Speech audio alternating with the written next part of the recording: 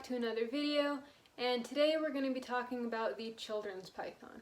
This is actually a species you don't see a whole lot in captivity, and I'm hoping over the next couple of years they'll gain some popularity because they definitely deserve it.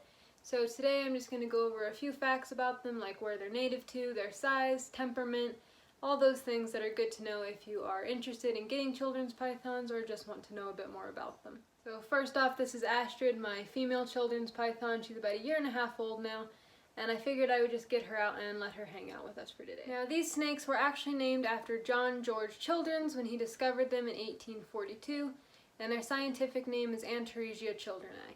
These guys can be found in Australia, especially areas like Queensland, and then some islands on the Torres Strait. They are a terrestrial species that tends to prefer humid, forested areas. However, it's not uncommon to find them climbing around in trees, so it is a good idea to give them that opportunity in captivity.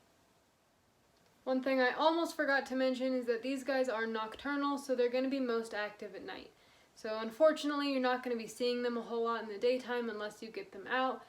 Granted, with all the other good things about them, I think that outweighs that, and I would still recommend them to anyone. Now, children's pythons are a fairly small species, only reaching about 3 to 3.5 feet. She's not full size, she's only about 1.5 years old, but they typically reach full size within about 3 years. Now, despite that small size, they are still quite the commitment because they have a lifespan of 30 plus years. So if you do decide to get one, you want to make sure you're prepared to keep them for a long time.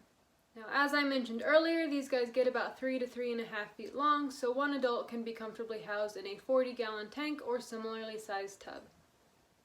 Now, I have heard that you can cohab these guys. Personally, I have not done it, but if you do decide to do it, I would definitely recommend a larger enclosure and wouldn't do groups any larger than 2 to 3 adults.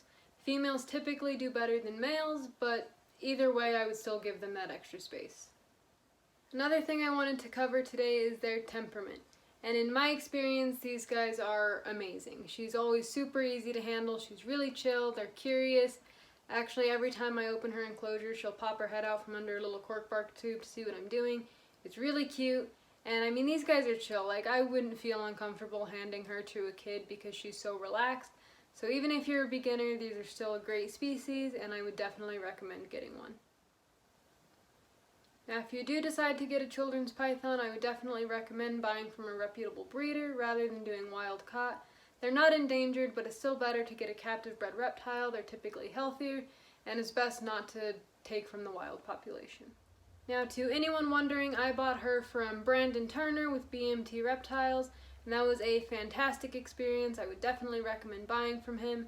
He was really easy to work with, responded to all of my emails, answered any questions, and was just all around a really good, reputable breeder. Now, you can always find other breeders through morphmarket.com. There's several others that sell through there, and they all appear to have pretty healthy snakes, and they're all also reasonably priced at about $100 to $150, so they're pretty cheap. They're not too expensive. And that being said, I hope you guys enjoyed today's video. Feel free to ask any other questions. Also, hop on over to Reptile Rave on Instagram and give me a follow there if you don't mind. And that being said, I will see you guys next time.